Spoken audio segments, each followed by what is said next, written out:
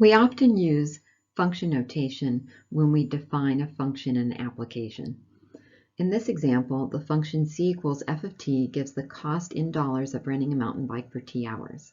When we look at the function notation here, even though we don't have an equation calculating cost for the time, this function notation will tell us what the input variable is and the output variable. The input variable is inside the parentheses, so it is t, time. The output variable is what the function notation is equal to, so the output variable is cost. So again, the input variable is t for time, and the output variable is c for cost. This function is defined with a graph, and you can see the input and the output variables in the graph as well. Typically, the input variable is always going to be on the horizontal axis. So notice t, time in hours, is on the horizontal axis, and c for cost is on the vertical axis. Vertical axis will contain the output variable. And this makes sense in terms of input and output. Generally, your cost is going to be calculated based on the time you rent the bike for. Okay, so you rent the bike, that yields a cost. The name of this function is f. It's the letter you see before the parentheses that the variable t is in. So let's look at evaluating and exploring this function now. F of 7 equals what? Blank. What does f of 7 mean? Well, we're going to use the graph to find this, but first we have to understand what this is saying. F of 7, the 7 is in parentheses, so it is representing the input or the time. So it's saying t equals 7. So if we go to the graph and we look at t equals 7, that would be on the horizontal axis, and we go up to where 7 would occur in the graph, and that would be at this point, which on the vertical axis would be a c of 50. So f of 7 is equal to 50. Now what does this statement mean?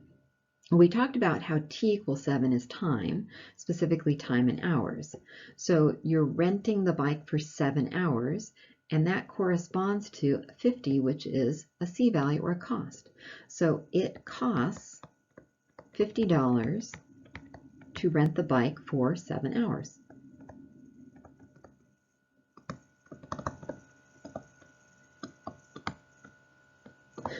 This sentence is an example of interpreting a function value.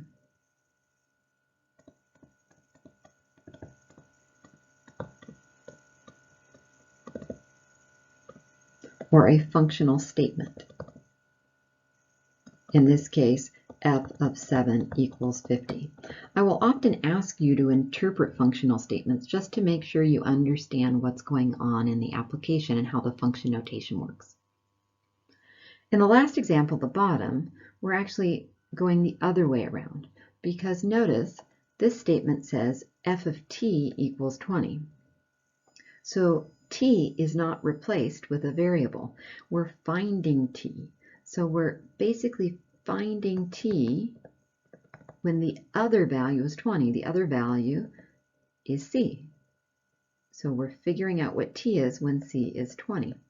So I'll use just a different color. Maybe I'll use green to actually work that out. So first find c is 20, which is on the vertical axis, and then go over to the graph. And then to go down, you can figure out what the t value is. So when c is 20, the t value was 2. If we were to interpret that, f of 2 equals 20, that would say that it costs $20 to rent the bike for 2 hours.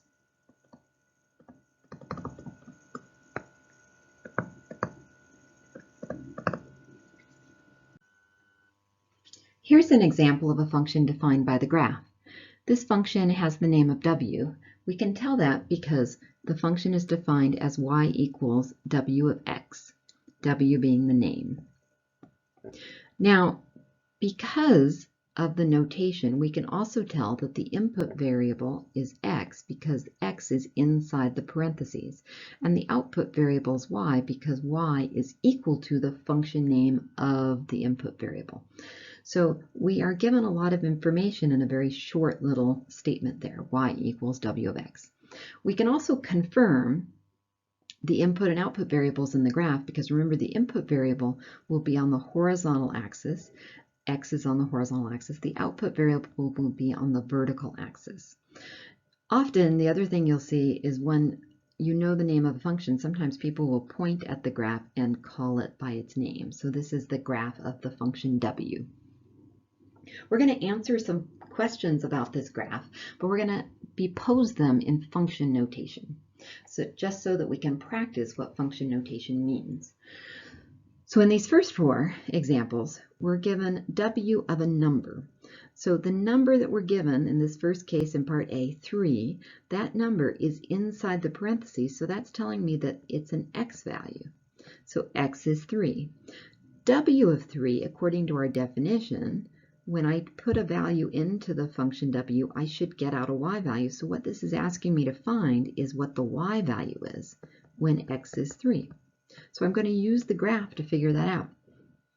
Remember that x values are on the x-axis, on the horizontal axis, so a 3 value would be here, go up and down because the x value is that 3 up and down from there. The graph, the red graph, would give me an x value of 3 here. Going across, I can see the y value is -2, so w of 3 is -2. In the next example, I have w of -3 is something that I'm trying to find. X in this case is -3, so I go to -3 on the x-axis. I look up and down. The graph exists above. In particular, it exists at a y value of 2. So w of -3 is 2. Part C, I'm given an x value of 0. W of 0 is what y value? Well, 0 would be where the two axes cross. Now remember this is an x value, so I go up or down, in this case down, to get to the y value of -4. So w of 0 is -4. The next example I have is w of -4. Here x is -4. If I were to go to an x value of -4 on the x-axis and look up or down, the graph is above, but we end up with this open circle right there. An open circle in a graph in mathematics means something special. It means that the graph doesn't exist at that point where you see the open circle. So what's happening here is the graph is ending, but it goes really close to that point, but it doesn't include it. So technically there is no y value there, and the open circle is kind of telling you that. So w of -4 is technically undefined because the y value there doesn't exist. So we would actually respond by saying that's undefined. So in these first four examples, we were given x values, and it's implied that we're trying to find y. In the next two, notice it says solve w of x equals 0. Solve w of x equals -2. This time, the x is just stated as x. You have w of x. Well, coming back up to our definition at the top, when I see w of x, that is equal to y value. So this 0 is actually saying y equals 0.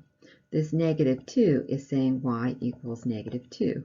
So I need to find the x in both of these cases when y is 0 and find the x when y is -2. So my answers here are going to be x values. So let's look at the graph, but this time we're going to look at y values first. Now to make this a little bit easier, I'm going to use green because my graph is getting a little messy.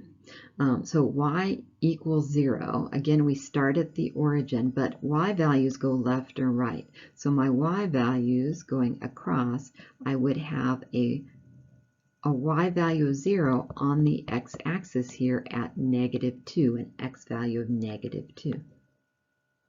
So y is 0 when x is -2. That would be my first answer in part E.